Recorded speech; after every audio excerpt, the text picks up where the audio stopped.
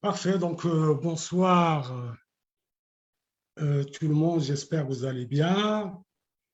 Alors pour commencer, je voudrais remercier euh, les organisateurs, en particulier les collègues qui ont accepté d'intervenir dans le cadre de cette table ronde. Je voudrais remercier Nordine Alm qui a coordonné cette rencontre. Et je rappelle donc l'intitulé de cette table ronde, E-learning et innovation pédagogique à l'Université marocaine, enjeux et perspectives. Donc cette table ronde réunit aujourd'hui des enseignants, chercheurs de la Faculté des Lettres et des Sciences humaines de l'Université Mohamed Ier Oujda. Elle sera répartie, si vous le voulez bien, en deux volets. Le premier volet sera essentiellement un cadrage théorique. Et puis, il y a un deuxième volet que nous avons intitulé retour d'expérience et retour d'expérience comme pratique de terrain. Si Mehdi Kaddouri, si Zimani et si Gambour, vous vous occuperez du premier volet. Et puis, c'est Hero, Azi et Simsava Tijini, pardon, du deuxième volet, retour d'expérience qu'on pratique de terrain.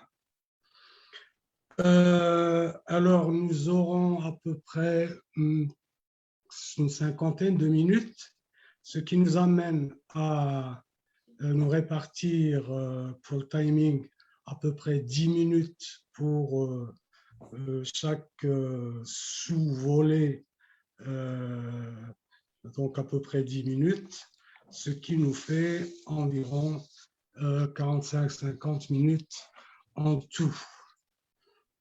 Qu'est-ce que je devais dire? Donc voilà, nous pouvons, à mon avis, commencer. Pour commencer, je voudrais donc m'adresser à si Mehdi, si tu veux bien, Mehdi Khdouri. Est-ce que tu peux nous dire à peu près une espèce d'état des lieux au sein du supérieur, nous dire globalement ce qu'il en est des technologies et du e-learning au niveau du supérieur. Ensuite, j'enchaînerai, si tu veux bien, pour t'inviter à nous mettre dans le bain à propos d'une question plutôt simple et complexe en même temps, à savoir les technologies comme, on va dire, comme tremplin pour initier, puis pour mettre en place, et surtout, pour développer cette nouvelle culture, parce qu'il s'agit effectivement d'une nouvelle culture, à savoir celle de l'innovation pédagogique au sein de l'université. Je te cède la parole, Simedi, si tu veux bien, merci. Merci, Monsieur le Président, chers collègues, mesdames et messieurs. Pour contextualiser mon propos, je commencerai par une affirmation du philosophe français Michel Serres qui disait que les nouvelles technologies nous ont condamnés à devenir intelligents. Alors, le savoir et les fonctions cognitives étant extériorisées, nous sommes donc condamnés à devenir inventifs et transparents. Donc, s'il y a un apport à souligner des technologies dans le vécu de l'homme, de manière générale, c'est qu'elles lui ont permis de se libérer et surtout de libérer ses fonctions cognitives des activités répétitives et mécaniques pour se concentrer sur la créativité et l'innovation. Donc, voilà l'apport principal des technologies dans le vécu de l'humain. Par conséquent, l'université et on parle là de l'université marocaine, ne peut être qu'intelligente, mais non dans le sens d'une cité intelligente, comme on en parle beaucoup actuellement, avec de l'Internet des objets et des services et objets connectés, mais dans le sens où les acteurs universitaires, à savoir les enseignants et les étudiants, seraient libérés du travail répétitif pour avoir la possibilité de mettre en œuvre leur créativité, leur inventivité et celle, bien entendu, de leurs étudiants. Et aussi vivre et partager de nouvelles perceptions de leur réalité. Mais malheureusement, ce n'est pas encore le cas pour notre université. Notre université est réduite à sa fonction classique de transmission et de transmission, bien sûr, des savoirs et de validation des acquis des étudiants. Marcel Lebrun, l'un des experts du domaine du e-learning et un physicien des particules à la base, disait que enseigner, apprendre en ligne vacille entre le mirage technologique et le virage pédagogique. Donc, il y a cette hésitation entre le technologique et le pédagogique. Donc, à l'échelle de nos universités, on est de plus en plus conscient de cette situation et surtout du caractère instrumental du technologique.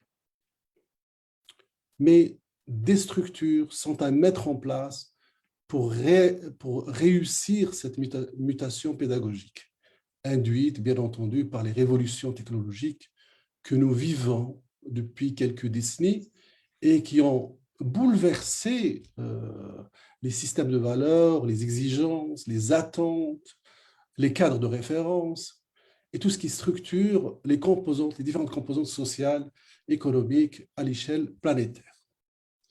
Donc le maître mot actuel, c'est le pédagogique. Mais qui dit pédagogie dit nécessairement la primauté de l'humain et du sens.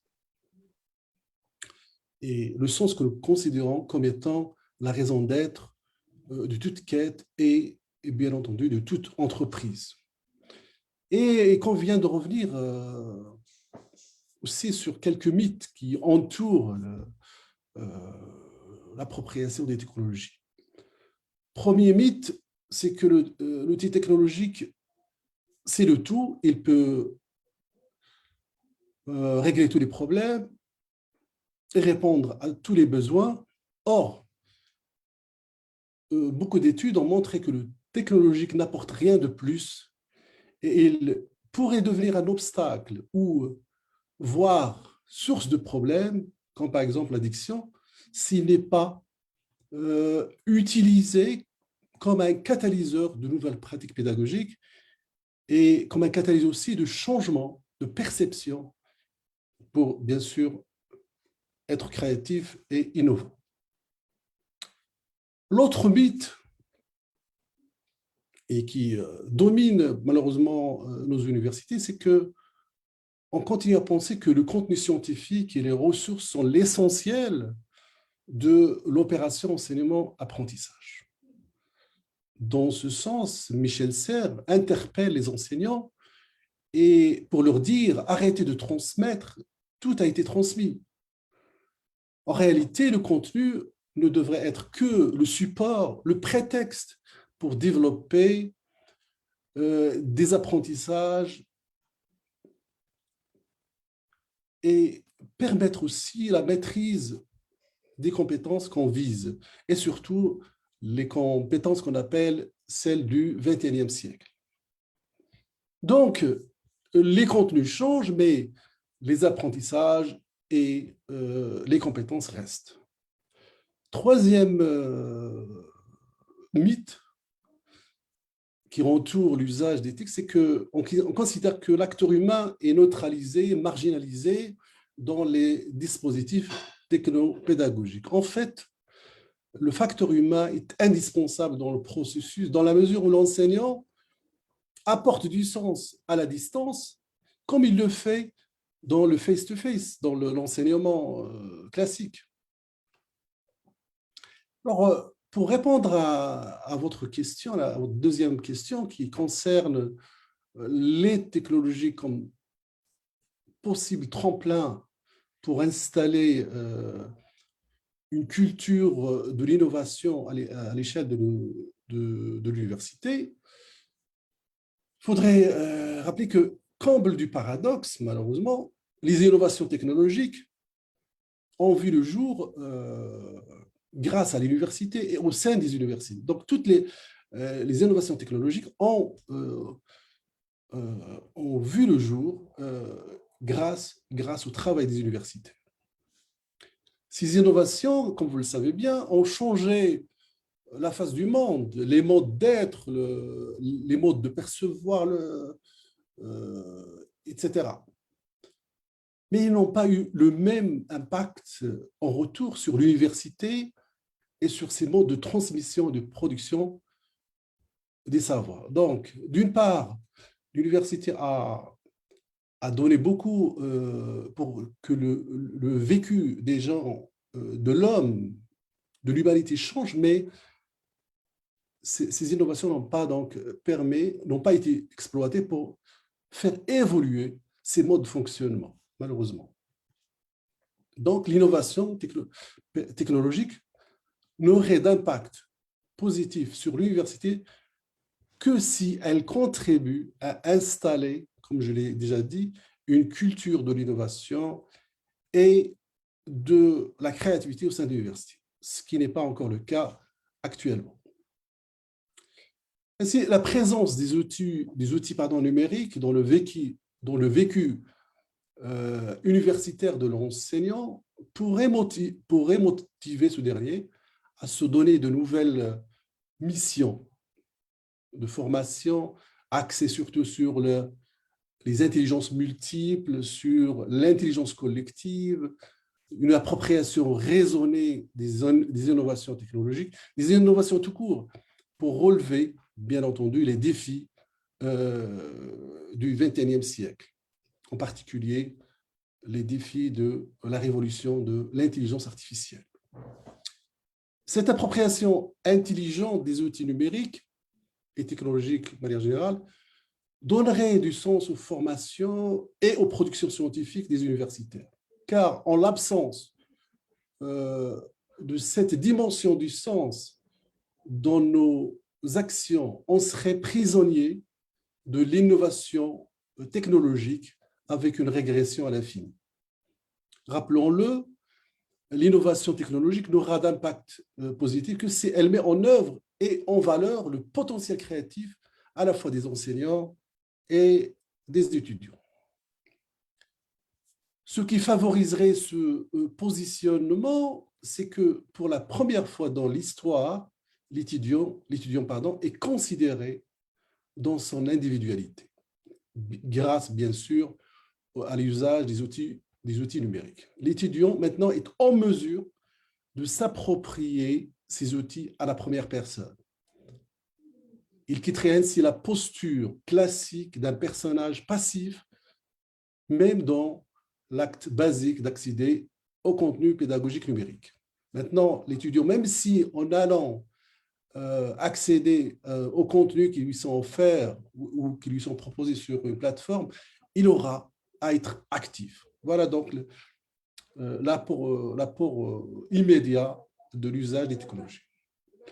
Dans un environnement numérique, il est en mesure, donc je parle toujours de l'étudiant, il est en mesure de prendre la parole en s'adressant aussi bien à ses pairs, aux autres étudiants, mais aussi aux enseignants qui sont en posture d'accompagnateur dans le processus d'apprentissage. Donc voilà, l'étudiant peut prendre la parole grâce, bien sûr, à l'outil technologique. L'étudiant peut aussi assumer la posture de créateur de contenu. Ça, c'est nouveau. Donc, pour la première fois, l'étudiant pourrait donc proposer des contenus à la fois à ses pairs, mais aussi à ses enseignants, au moins pour validation. Donc, ces différentes postures était inconcevable avant l'intégration des outils numériques dans les dispositifs de formation. Donc, c'était impensable que les étudiants puissent assumer ces différentes postures. Donc, il ressort de cette expérience médiatisée que des nouvelles images sont échangées. Les images, les étudiants, les enseignants, les différents acteurs universitaires ont donc de nouvelles images à échanger entre eux. De nouveaux rapports au savoir sont rendus possibles. Les compétences ont pris le dessus sur les savoirs théoriques et abstraits. Et c'est une bonne percée. Au niveau proprement pédagogique, l'appropriation des autonomies a permis de recourir à de nouveaux scénarios pédagogiques, des scénarios plus centrés sur les apprenants, des scénarios orientés compétences, des scénarios intégrant l'expérience de l'étudiant sur les réseaux sociaux, et enfin, des scénarios qui font de la place à l'interactivité, ce qui faisait défaut dans nos pratiques enseignantes traditionnelles. En conclusion, je cite Daniel Burgos, dont Les solutions radicales et learning, un ouvrage collectif paru en 2020 chez l'éditeur Springer. Il disait, grâce donc à la technologie appropriée dans le bon contexte, avec la meilleure adéquation au public cible, l'éducation peut être améliorée de manière drastique, ce qui signifie une meilleure performance, l'acquisition de compétences, l'adéquation avec les attentes de l'utilisateur et avec les besoins du marché. Il cite les technologies qu'on pourrait impliquer dans le processus de formation, les jeux sérieux, la réalité virtuelle, la réalité augmentée, les laboratoires à distance, l'apprentissage en ligne, l'apprentissage mobile et bien d'autres technologies clés qui permettent de mieux expliquer les contenus proposés, d'impliquer pleinement les étudiants et les enseignants dans le système éducatif. La technologie donne un autre angle au même contenu, c'est-à-dire un nouveau regard sur les contenus proposés, et offre à l'utilisateur une expérience personnalisée et repousse ainsi les limites de la connaissance un peu plus loin. Et je vous remercie.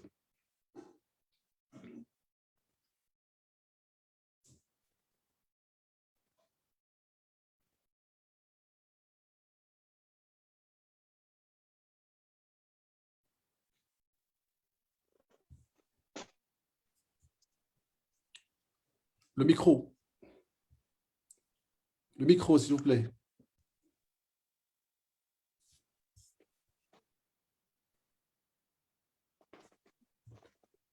Et le micro, voilà, j'y arrive. Bien, merci Mehdi, merci beaucoup pour ce tour d'horizon et surtout les différents angles auxquels tu as ramené les deux questions que j'ai posées. Je retiens quand même de tout ce que tu as dit, parce que tu as dit beaucoup de choses, les acteurs essentiellement concernés par ces contenus-là, à savoir l'enseignant d'un côté et l'étudiant. Il y a beaucoup de choses quand même auxquelles l'enseignant et l'étudiant sont confrontés. L'enseignant, évidemment, apporte du sens comme il l'a toujours fait, comme il le fait et comme il le fera dans pratiquement toutes ces interventions dans le processus de transmission des savoirs et surtout cette conversion qui relève des contenus et surtout des constructions des savoirs à partir des contenus par l'étudiant.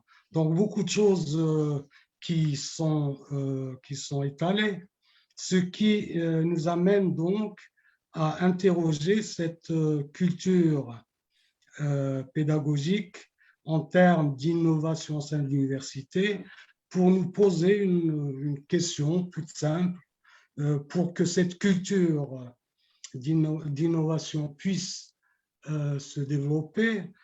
Semble qu'il faut mettre en place et surtout, il me semble que il faut tenir compte essentiellement pour que le tout se développe des enjeux et des défis auxquels notre université marocaine est amenée à faire face, auxquels elle doit faire face. Quels sont donc ces enjeux, quels sont ces défis, du moins les principaux enjeux, les principaux défis auxquels l'université doit actuellement faire face, et puis surtout comment elle pourrait anticiper pour pouvoir aller vers une maîtrise de ces enjeux et de ces défis auxquels elle doit faire face. Donc, quels sont ses principaux défis et enjeux? Et puis, quel rôle? Oui, je pourrais formuler l'idée de cette façon-là. Quels sont les rôles du e-learning pour relever tous ces défis à travers ce que Mehdi Kaddouri vient de nous parler.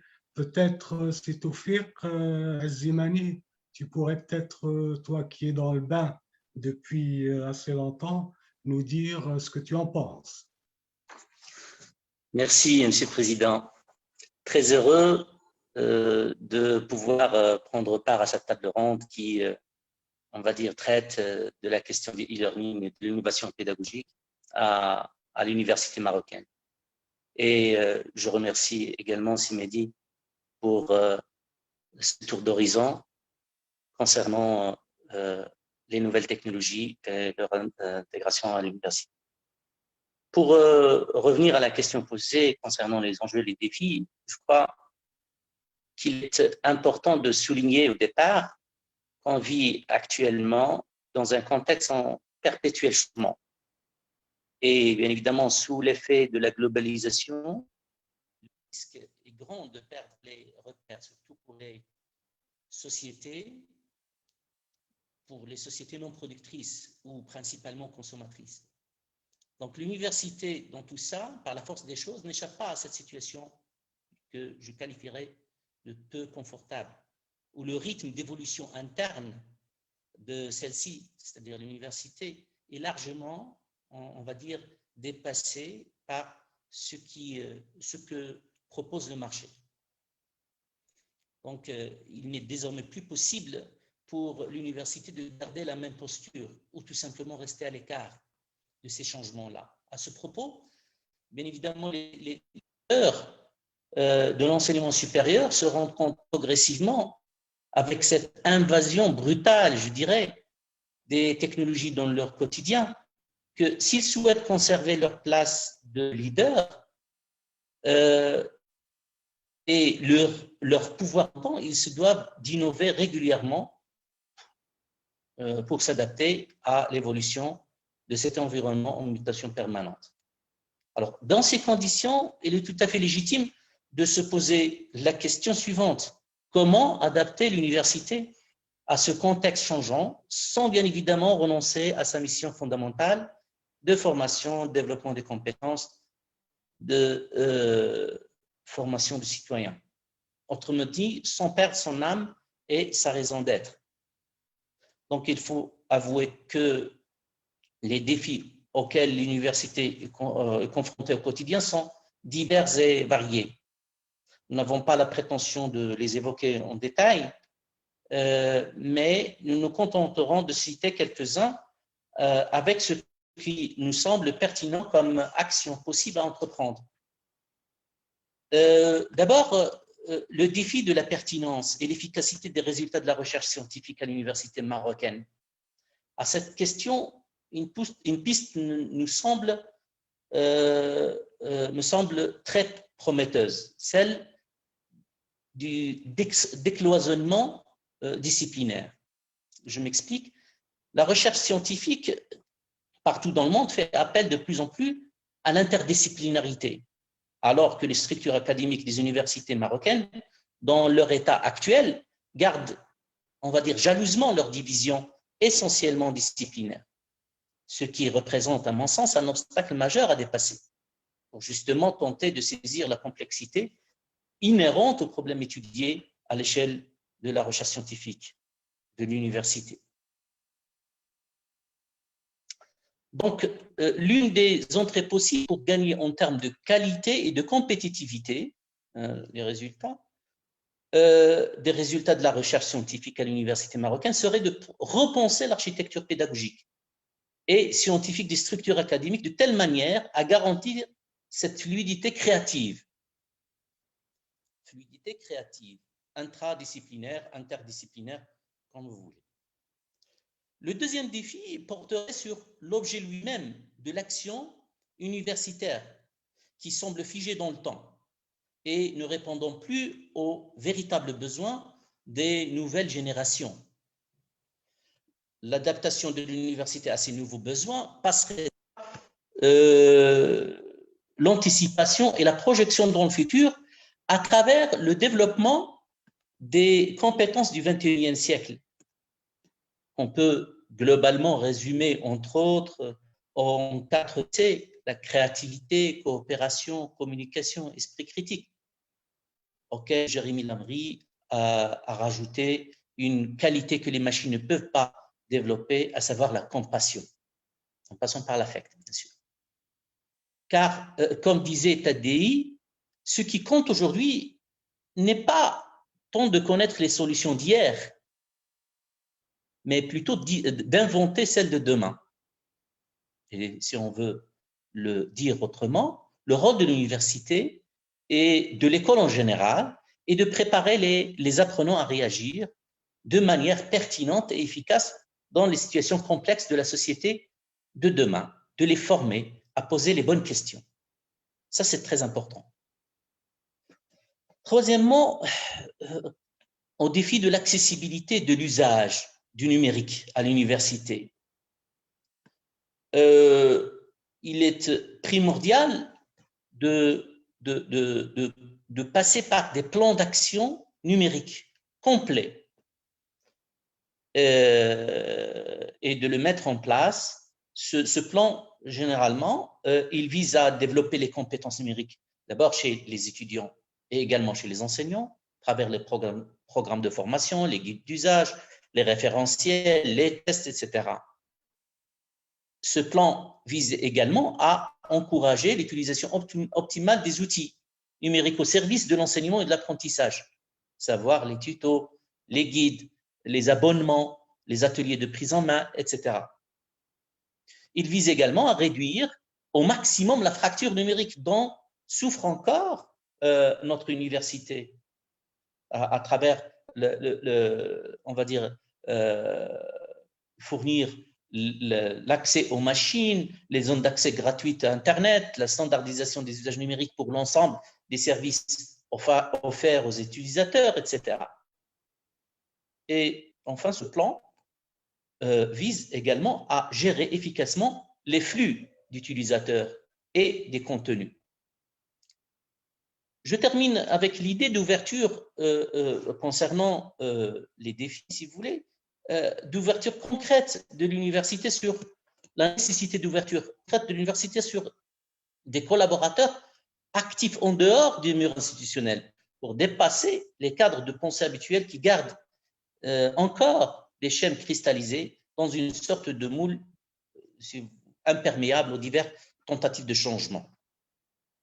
Il faudrait s'ouvrir réellement sur des acteurs appartenant à d'autres horizons, porteurs de projets innovants. Nous les avons sur le papier, ça, mais c'est la concrétisation qui fait défaut. Projets innovants ayant besoin de l'appui scientifique de l'université pour les concrétiser. Alors, si à la question du rôle du e-learning pour relever ces défis, mettons-nous d'accord au début sur le fait que l'approche à adopter devrait être opérée de manière systémique pour éviter de réduire, si vous voulez, les actions entreprises à une seule dimension, sachant que le e-learning n'est qu'une entrée parmi d'autres. Si l'on prend par exemple l'expérience québécoise dans ce sens, un intéressant plan d'action numérique en éducation et en enseignement supérieur a été adopté en 2019 pour faire face aux défis des changements technologiques du XXIe siècle. Ainsi, 3 orientations majeures ont encadré ce plan d'action. Une première orientation visait à soutenir le développement des compétences numériques des jeunes et des adultes. Ça, c'est la première orientation. La deuxième orientation visait à exploiter le numérique comme vecteur de valeur ajoutée dans les pratiques d'enseignement et d'apprentissage. Et une troisième orientation, c'est de créer un environnement propice au développement du numérique dans l'ensemble du système éducatif, pas seulement à l'université, également au primaire et au secondaire. Et pour répondre à cette question du rôle du e-learning, nous trouvons que les mesures proposées dans la deuxième orientation sont intéressantes à tout point de vue.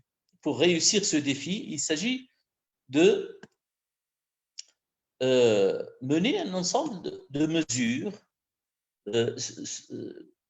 on peut énumérer quelques-uns, comme le fait de soutenir l'acquisition et le développement des ressources éducatives numériques, l'acquisition ou bien la conception déjà. Encourager des projets d'innovation liés aux technologies numériques, développer des outils d'évaluation en format numérique aussi, assurer la libération des données ouvertes et favoriser leur utilisation, développer une plateforme nationale de ressources éducatives numériques, implanter une plateforme partagée de services pour les bibliothèques universitaires, favoriser le déploiement de la formation à distance, développer les cours en ligne ouverts massivement, les MOOC, les SPOC, etc., pour répondre à des besoins de formation à grande échelle, regrouper l'ensemble de l'offre de formation à distance en enseignement supérieur, favoriser le partage d'expertise en formation à distance. Ces mesures qui touchent à la fois les pratiques innovantes, les ressources, les services, la formation à distance, bref, le e-learning, sont susceptibles, en cas d'opérationnalisation efficace, d'améliorer le processus d'enseignement-apprentissage en lui, gagner en termes de qualité d'enseignement et qualité d'apprentissage. Avant, on raisonnait seulement en termes d'enseignement. Maintenant, l'enseignement est pris en considération par rapport à l'apprentissage. C'est autour de l'apprentissage que se focalise l'action. Garantir l'accès au savoir et la production au savoir via les plateformes. Favoriser l'interactivité, les outils nous permettent de ça, la simulation, une meilleure gestion de temps, d'espace, un meilleur accès aux ressources, une meilleure gestion des apprenants, une meilleure gestion des apprentissages. Voilà, à mon sens, comment le e-learning pourrait participer à relever le défi du XXIe siècle. Je crois que c'est Abdel, à vous le parler. Merci, Sitoufik, merci beaucoup. Je voudrais retenir un volet qui me paraît intéressant, à savoir celui je dirais, de l'adaptation de l'université à ces technologies et aussi l'adaptabilité, si je puis dire, des technologies au contexte des accès au savoir, aussi bien par les enseignants que par les étudiants, parce que l'université a quand même une histoire au niveau de ses pratiques qui sont traditionnelles Et puis, en ce moment, nous sommes, comme cela a été dit tout à l'heure, nous sommes en présence d'une espèce de tremplin. Et il faut donc que l'université trouve des espèces d'entrées. On trouve des entrées, tout simplement, des entrées possibles, des entrées qui soient efficaces, qui soient utiles et qui soient aussi économiques pour pouvoir s'approprier le numérique qui est, ne l'oublions pas, un choix stratégique de l'université marocaine. Donc, la question serait celle-ci: quelles entrées possibles pour une appropriation, je dirais, entre guillemets, sage et efficace du numérique comme choix stratégique de l'université marocaine. Et si l'on arrive à entrevoir quelques réponses, quelques ébauches de réponses possibles à cette question, il y en a une qui est immédiatement impliquée par cette question-là. En quoi une stratégie nationale en e-learning serait-elle une nécessité? Oui, une nécessité. On pourrait même dire en ce moment qu'il ne s'agit pas simplement d'une nécessité, mais peut-être aussi d'une urgence pour une mise à niveau de l'université marocaine. Et là, je pense que je ne me trompe pas si j'utilise cette notion de mise à niveau de l'université marocaine, telle que cette mise à niveau est forcément liée aux technologies, à l'innovation pédagogique et tout ce que cela implique comme nouvelles conversions, nouveaux changements, nouvelles pratiques au sein de l'université marocaine. C'est Rachid Gambour, tu pourrais peut-être nous éclairer un peu sur ces questions-là. Merci. Merci, Monsieur le Président. Permettez-moi d'abord... Oui? Allô? Est-ce que vous m'entendez, Monsieur Al-Qadir? Très bien. Donc, merci, Monsieur le Président. Permettez-moi d'abord de rappeler que le débat que nous menons aujourd'hui autour des technologies trouve ses racines dans l'histoire humaine et remet le rapport problématique homme-machine sur le devant de la scène. Ce débat est passé, comme vous le savez, d'abord du mythe et l'exemple de l'inventeur Dédale, dont les inventions ont fini par la mort de son fils Icare ont fait foi. Et puis à la philosophie avec Homère, Aristote, et première définition de la technique, techné comme production, construction, puis avec Platon, Descartes, D'Alembert, Kant, Michel Serres et Bernard Stiegler et Stéphane Vial pour le contemporain, pour arriver aujourd'hui au big data, à l'intelligence artificielle, au blockchain, aux impressions 3 dimensions, aux puces implantées, à la nanotechnologie. Donc, ce long processus se caractérise aussi par des ruptures profondes en passant du stade oral au stade écrit, puis aux écrans, avec la révolution numérique qui est en cours. Et ce passage interroge donc le rapport support-message, le rapport avec soi-même, le rapport aux autres, au savoir, à sa valeur, à sa quantité en ligne, expliqué par le professeur Fleury tout à l'heure. Et dans notre ère, caractérisée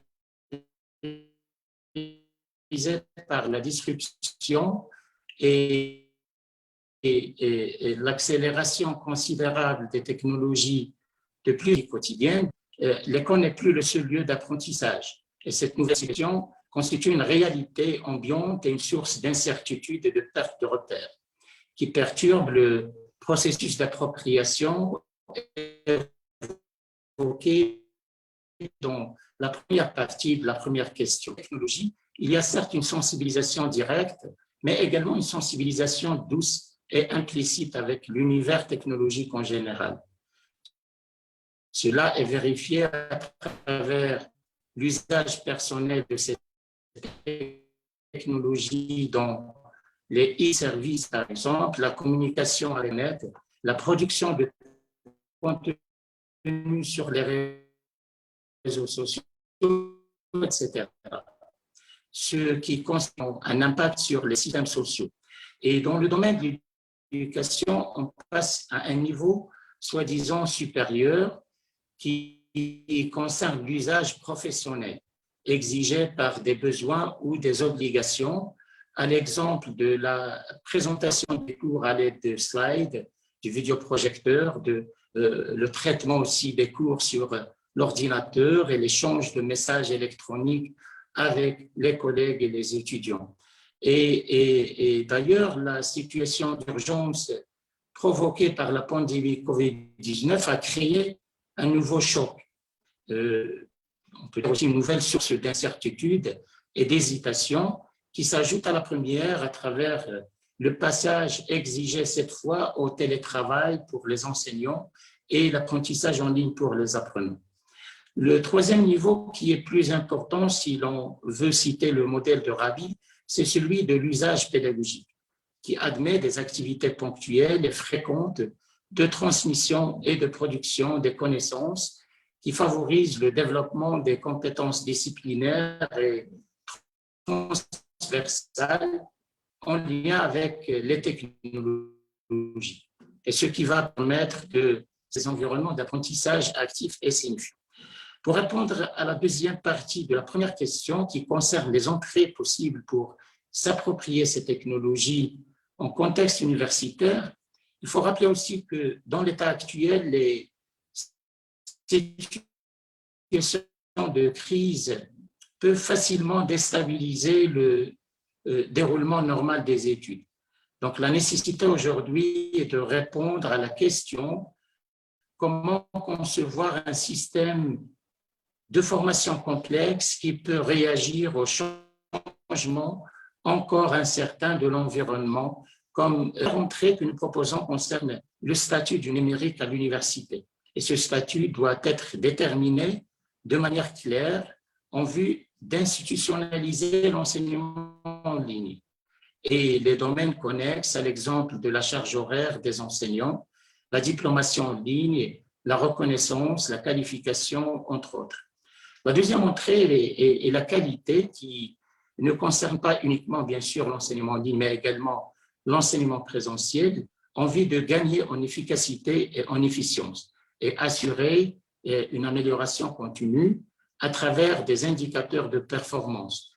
Et dans ce sens, je renvoie l'auditoire à une nouvelle norme ISO qui vient de voir le jour ce mois-ci. C'est l'ISO 29994 concernant l'éducation, les services de formation et les exigences relatives aux services d'enseignement à distance. Une troisième entrée que nous jugeons aussi importante est la flexibilité et l'ouverture du système de formation en vue de tenir compte des différents contextes, la massification, les situations de crise, l'intégration, etc. Et cette ouverture du système permet d'encourager la logique des innovations ascendantes. Et dans ce sens, l'université devrait être capable de passer de manière souple et fluide d'une modalité d'enseignement à l'autre, pratiquement d'un modèle présentiel à l'hybride, au modèle complètement à distance ou comodal avec des ouvertures sur les MOOC et le sport. La quatrième entrée touche l'infrastructure technologique qui doit garantir à l'université un équipement qui favorise l'équité et l'égalité des chances et un accès stable et permanent. Nous devons bénéficier de nos erreurs lors du confinement pour assurer la connectivité et l'égalité des chances dans l'accès aux ressources numériques. C'est une entrée qui oblige le concours des différents efforts des institutions concernées par l'accès au réseau Internet gratuit pour les étudiants. La cinquième entrée est de nature pédagogique et touche le modèle pédagogique. orienté apprentissage et basé sur des approches actives et socio-constructivistes dans le cadre d'une ingénierie pédagogique qui mise sur l'autonomie et l'apprentissage personnalisé. Aussi le développement des compétences douces nécessaires pour le traitement des informations et l'ouverture sur des ressources éducatives libres. Une sixième entrée touche la recherche scientifique, qui devra accompagner la transformation numérique pour éclairer les choix institutionnels dans ce sens. La recherche permet de prendre le recul nécessaire et favorise le développement d'une posture réflexive sur les pratiques professionnelles, individuelles et collectives. Une dernière entrée, et pour nous, c'est la formation et la motivation des ressources humaines.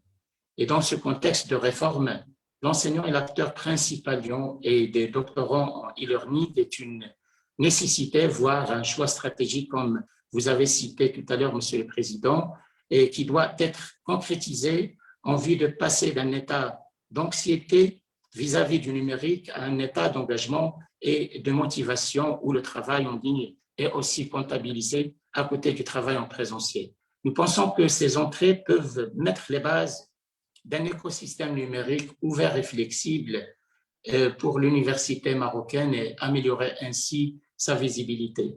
Je vais, si vous permettez, passer très rapidement sur la deuxième question et de rappeler encore une fois l'état des lieux actuel qui se caractérise par des efforts considérables déployés par l'ensemble des universités marocaines. C'est un effort vraiment à saluer et à encourager.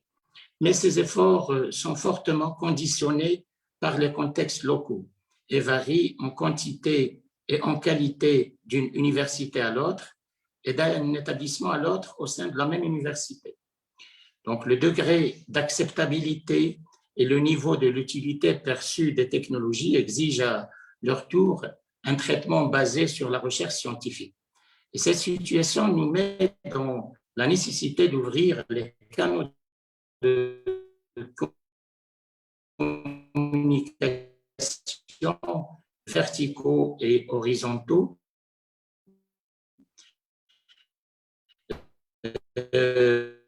et de capitaliser les efforts et mutualiser les ressources produites et les expériences des enseignants-chercheurs pour agir en parfaite synergie. Conscient de la force de l'intelligence collective, le ministère de l'Éducation nationale est en train d'élaborer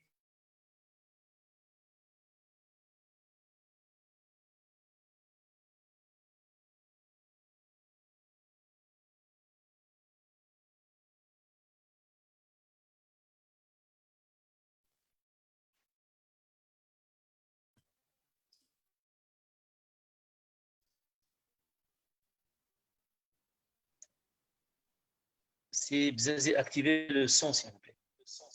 Oui, j'active le son, mais là, je crois que c'est Rachid a un problème. Moi, je oui, n'entends plus. la connexion. C'est Oui, un problème de connexion. Est-ce que vous m'entendez maintenant? Oui, oui, tout à fait. Oui. Alors,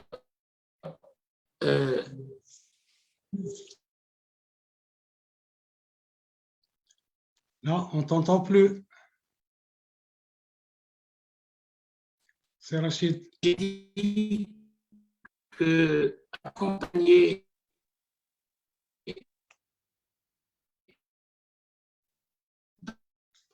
dans l'enseignement supérieur est donc imparable. Et on voit la définition d'un modèle de considération les besoins en matière du e-learning, la diversité des contextes locaux et pour accompagner les interventions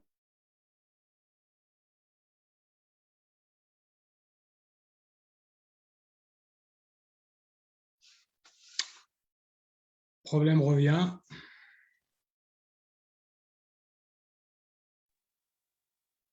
C'est le même problème, M. Tijni aussi. c'est au fait, tu peux être utile, s'il te plaît, si tu peux aider Rachid. Oui, je vais essayer de le Merci. rappeler.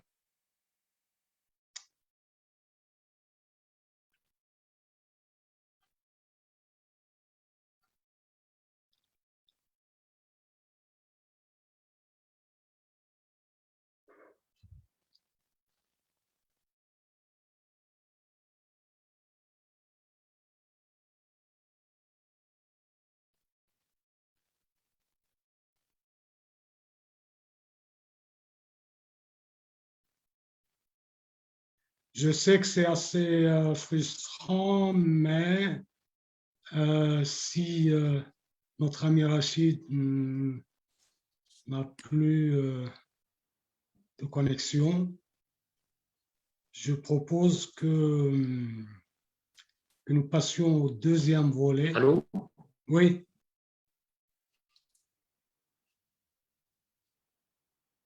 Est-ce que vous m'entendez, monsieur?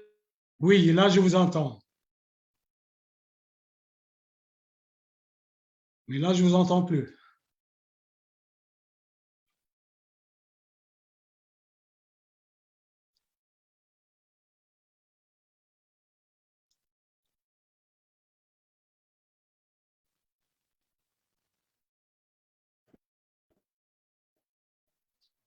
C'est bon, c'est Rachid?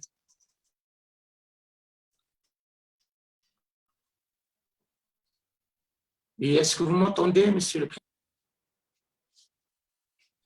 Je vous entends, mais ça... Oui, très bien. Oui. Et peut-être que j'ai perdu la connexion.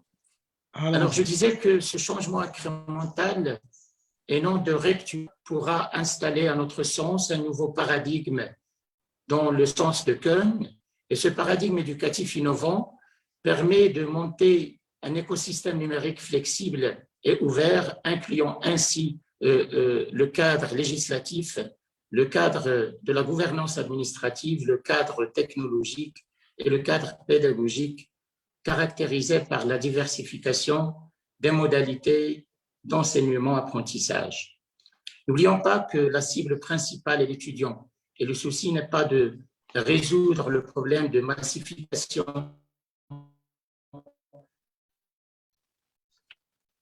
à travers le e-learning qui reste quand même une solution possible étudiants pour intégrer le marché du travail et affronter des défis encore inconnus auxquels ils devront faire face.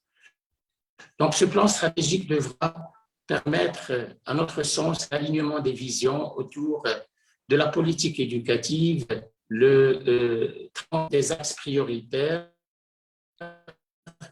l'amélioration de la gouvernance administrative et l'accompagnement des usages et des pratiques liées au numérique. Donc, nous pensons que disons, de maturation sera non par la mise en place des machines et des outils, comme ont signalé mes collègues, mais par la réalisation des objectifs communs qui tiennent compte des enjeux nationaux et internationaux. Merci, Monsieur le Président, et j'espère être à temps. Merci beaucoup.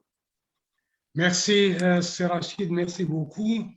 À travers ce que tu as dit, j'ai retenu une série d'abord de notions, big data, intelligence artificielle, etc.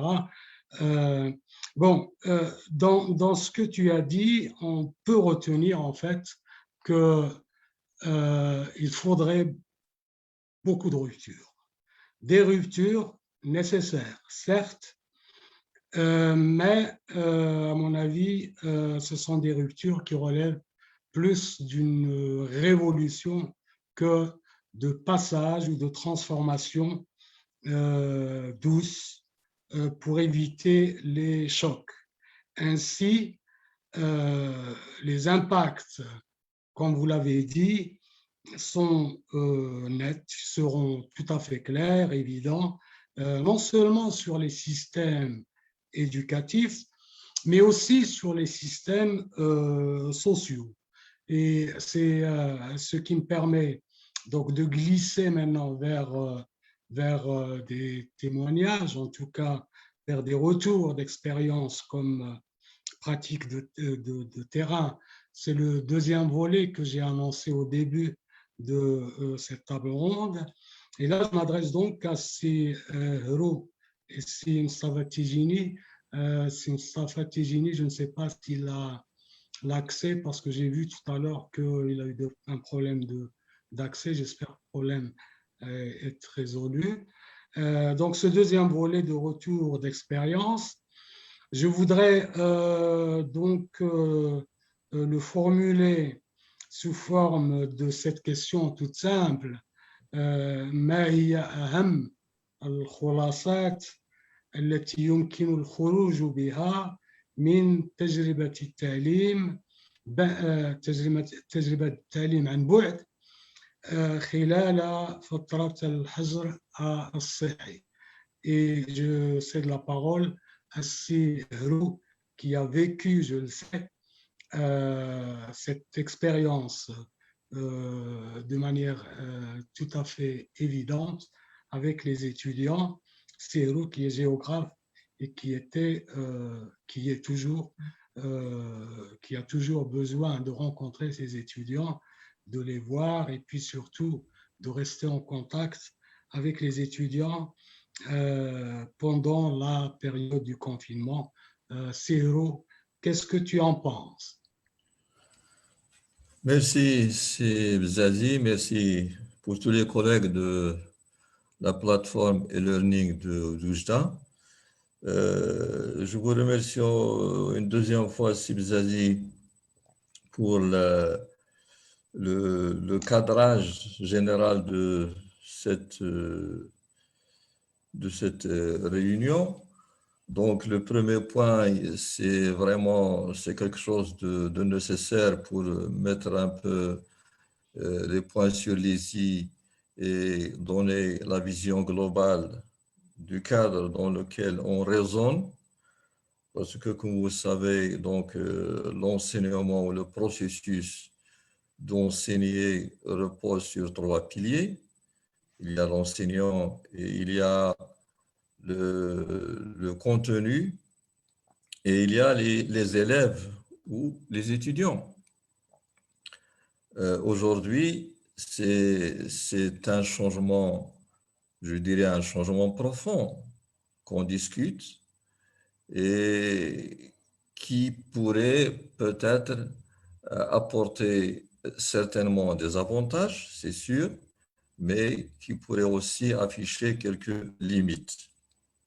Donc, le premier point, on a fait un peu le tour, mais le deuxième point, le deuxième volet, il est plus important parce qu'en fait, on doit savoir où sommes-nous dans ce projet de pédagogie numérique, un projet qui doit apporter du renouveau, du changement, qui doit donner un appui au processus éducatif et à la fonction même de l'université peut-être dans l'avenir. Mais ce retour d'expérience ou ce vécu depuis la pandémie du Covid, c'est une expérience nouvelle, elle est récente. Donc, c'est difficile à évaluer en l'absence d'études d'évaluation qui devraient être menées par les principaux acteurs dans ce domaine, à savoir tout le processus de la pédagogie et de la formation au niveau de l'université. Par exemple, un des indicateurs, c'est celui du taux de participation, le taux de présence des étudiants. Si dans le présentiel, on suppose que le taux de présence des étudiants et de participation des étudiants est à 50%, par exemple, il est de combien dans le learning et de combien à distance? Mais ceci étant, on doit quand même dresser ou essayer de présenter une approche méthodologique d'évaluation de ce processus et de ses résultats.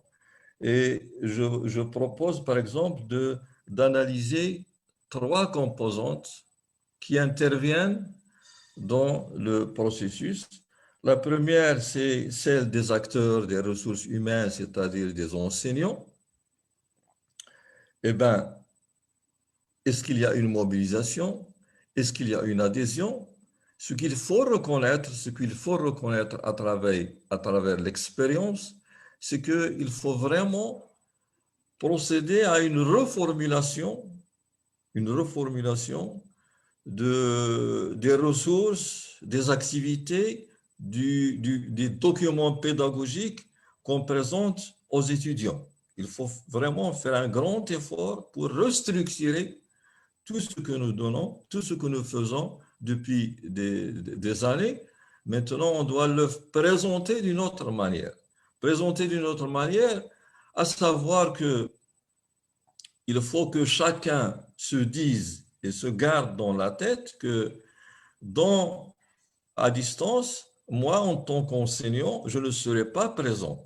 C'est mon document pédagogique qui doit assurer la tâche et qui doit toucher le bénéficiaire et arriver à l'étudiant à la bonne destination dans de bonnes conditions. Et cette question-là, elle n'est pas facile.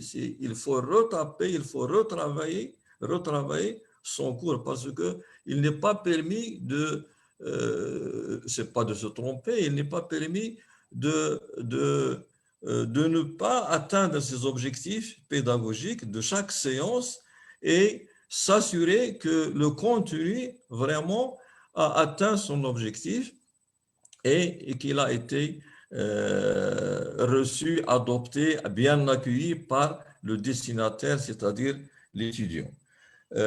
Donc, côté ressources humaines, côté adhésion, côté mobilisation, je pense que nous devons encore faire plus d'efforts pour se mettre dans la nouvelle dynamique qui doit vraiment, je ne veux pas dire qu'il doit dominer dans le futur, mais doit quand même être un bon complément à l'approche classique et à la méthode classique de l'enseignement. Et dans ces conditions, il faut admettre qu'il y aura une surcharge horaire, qu'il y aura un effort supplémentaire à fournir et que l'enseignant doit accepter de supporter cette surcharge et doit accepter aussi de reformuler, de revoir son contenu et tous ces documents pédagogiques. Le deuxième niveau d'évaluation ou d'analyse, c'est le destinataire, c'est-à-dire le bénéficiaire, c'est-à-dire l'élève, l'étudiant. Est-ce que cet étudiant, ce bénéficiaire, est dans une situation qui lui permet de réaliser que ces apprentissages doivent se faire d'une autre manière que d'une autre manière que celle qui est suivie et qu'il a l'habitude de pratiquer dans le passé. Bien sûr, nous raisonnons dans une phase où nous n'avons pas le choix, donc on était dans le 100% à distance, et si on admet qu'on reste toujours dans le 100% à distance, est-ce que l'étudiant se met vraiment dans la nouvelle ère et dans la nouvelle réalité qu'il doit suivre, qu'il doit accomplir pour réussir ses acquis et ses apprentissages dans de meilleures conditions. Je ne parle pas du côté technologique, je ne parle pas de l'accès aux moyens techniques. Ça, c'est le troisième point. Je parle de l'étudiant en tant que quelqu'un qui cherche à acquérir un savoir et il doit l'acquérir, il doit le faire par cette méthode et par cette approche et par ces moyens, ces nouveaux moyens.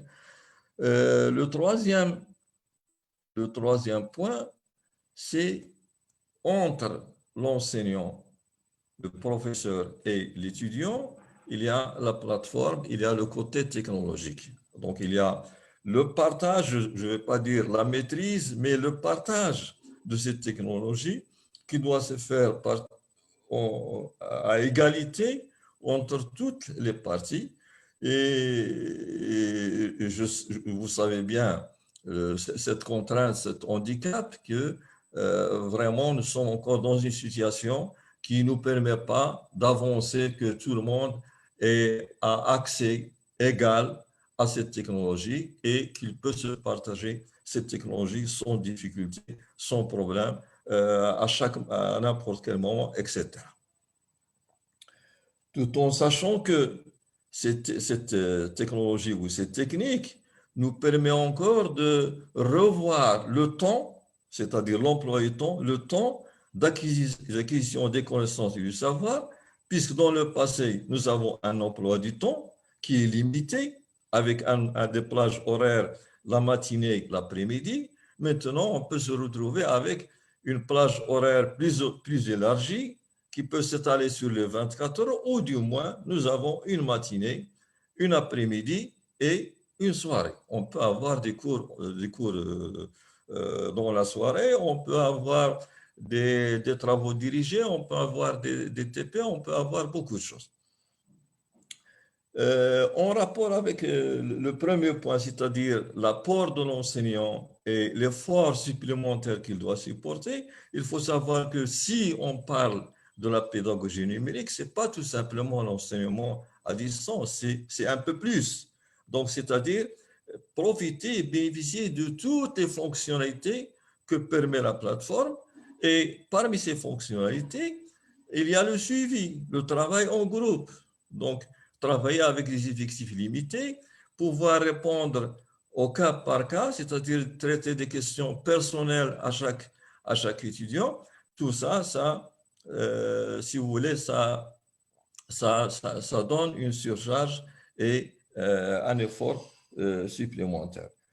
Donc, il y a aussi d'autres questions. Si on veut revenir à la période du confinement et à l'état d'urgence sanitaire, en rapport aussi avec le lancement de l'enseignement à distance, c'est aussi un avantage peut-être, puisqu'on n'aurait pas être là où on est aujourd'hui si on n'était pas obligé de se lancer, de se convertir ensemble dans l'enseignement à distance.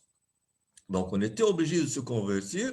On s'est donné un temps limité, 3 à 4 jours, pour demander aux enseignants de lancer leur support sur la plateforme. C'était pour l'année dernière.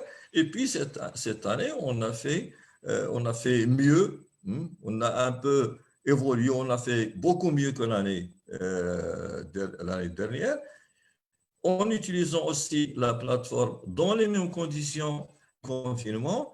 On avait procédé à une amélioration du contenu sous forme de séances, hebdomadaires ou bi-hebdomadaires, avec une granulation, comme disaient les collègues de la plateforme, une granulation des cours, des sections, des sous-sections, des forums,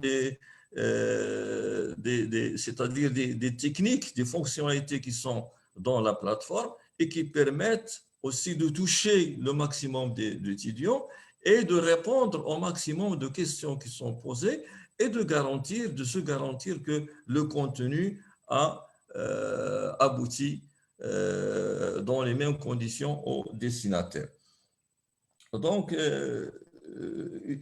je peux aussi avancer sur certains avantages. Quels sont les avantages qui permettent qui nous poussent à aller vers l'enseignement à distance. Je ne parle pas du coût de la formation, ça peut avoir un impact sur le coût de la formation, ça peut avoir un impact sur l'organisation des flux des étudiants, parce que, comme vous savez, dans une ville ou dans une région, nous avons une université et tous les flux des étudiants convergent vers ce lieu-là. Et à l'intérieur de la ville, nous avons des flux qui convergent le matin vers l'université et le soir, il y a un mouvement de retour, c'est-à-dire centripète et centrifuge pour retrouver son domicile. Et ça impacte sur les déplacements urbains, donc c'est une question qui se pose au niveau de la gestion des flux estudiantins chaque jour et le matin et le soir. On conclut. Serhou, peut-être qu'on va laisser céder la parole à Siti Jini pour pouvoir compléter, puisque je pense qu'il aura à aborder certaines questions. 30 secondes. Oui, bien sûr. Bien sûr, je t'en prie. Je dirais qu'il faut mettre en place un système d'évaluation à base d'une grille d'indicateurs pour mesurer un peu où sommes-nous et quels sont les avantages, quels sont les inconvénients, quels sont les points forts, quels sont les points faibles à améliorer et à développer. Merci. Merci Serhou, merci beaucoup. Si Moustafa Tijini, je te réserve l'honneur de conclure avec la même question que j'ai posée à Serhou. Si tu veux bien, nous t'écoutons. Merci beaucoup, Monsieur le Président. Bonsoir, chers collègues. Alors, il m'a été demandé donc de rapporter un peu une expérience modeste que nous avons vécue au sein de notre structure de recherche, à savoir le laboratoire Langue, Culture et Communication. Donc, c'est une expérience, il faut le rappeler, qui ne date pas de la période de la COVID, mais qui remonte à quelques dizaines d'années, puisque notre structure de recherche a adhéré à un chantier qui a été inauguré par le laboratoire dirigé par notre cher professeur, M. Mehdi Khoudouri. Et suite à l'accompagnement dont nous avions bénéficié, nous avons pu donc mettre en place un dispositif simple, modeste, qui nous a permis donc d'intégrer ce monde numérique, aussi bien dans nos pratiques professorales que dans nos activités diverses. Donc, dès le début, notre structure de recherche a été consciente qu'il est inévitable de ne pas justement intégrer les outils technologiques dans ce processus d'enseignement-apprentissage. Et donc, c'est une expérience qui a émané d'abord d'un constat stipulant qu'il est inévitable aujourd'hui de ne pas recourir à ces outils technologiques parce que le monde le veut, l'impose, et donc nous avons participé à cette évolution, cette révolution numérique pour pouvoir justement bénéficier et faire bénéficier nos membres et nos doctorants, nos étudiants également, de l'apport de ces technologies de l'information et de la communication qui peuvent apporter une contribution intéressante, notamment à nos pratiques pédagogiques. Donc, c'est une expérience à travers laquelle nous sommes lancés un défi, à travers la conception d'abord d'un certain nombre de projets et dispositifs novateurs dans le domaine du numérique éducatif, et bien sûr, grâce à l'accompagnement de nos collègues, et puis par la mise en œuvre de nouvelles approches lors de l'implantation des technologies de l'information et de la communication dans nos pratiques enseignantes et professorales. Et à travers également la création d'un certain nombre d'environnements hypermédias dynamiques pour dispenser des formations ouvertes à distance. Et puis par la création et l'animation de communautés d'apprentissage en ligne, notamment les étudiants du master et les doctorants, et finalement à travers l'élaboration de diverses ressources numériques.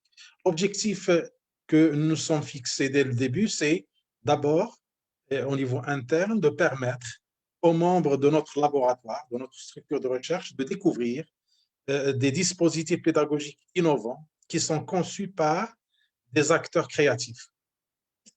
Nous avons donc jugé qu'il est intéressant justement de tirer profit de ces dispositifs pédagogiques qui sont innovants. Et puis, ça nous a permis, à un certain moment, de repenser un petit peu nos pratiques et de nous démarquer des pratiques traditionnelles en essayant de les conjuguer, bien sûr, à des nouvelles pratiques basées sur le recours à des outils numériques. Le but est donc d'améliorer l'enseignement de chacun de nos membres du laboratoire. Et du côté de l'étudiant, c'est, si vous voulez, cette adhésion à ce dispositif vise également le développement de l'autonomie de nos apprenants et la promotion également du travail collectif, du travail collaboratif et l'échange également entre les pairs.